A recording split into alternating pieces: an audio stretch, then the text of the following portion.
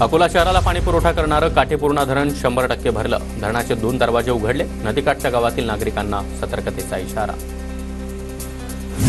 जळगावच्या फुले मार्केटमधील दुकानांमध्ये देखील पाणी शिरलं। जळगाव शहरामध्ये तासभर जोरदार पाऊस। व्यापाऱ्यांसह ग्राहकांची तारांबळ। वसई विरारमध्ये संध्याकाळी जोरदार पावसाची हजेरी। सखल भागामध्ये काही प्रमाणात पाणी साचायला सुरुवात। पावसाचा जोर वाढण्याची शक्यता। लातूर उस्मानाबादमधील मांजरा धरणाचे 6 दरवाजे उघडले। मांजरा नदीकाठच्या गावांना सतर्कतेचा इशारा। सांगलीच्या जत तालुक्यातील बोर नदीला देखील पूर। विजापूर मार्गावरील पुराखाली पाण्याखाली तर शेतकऱ्यांना दिलासा।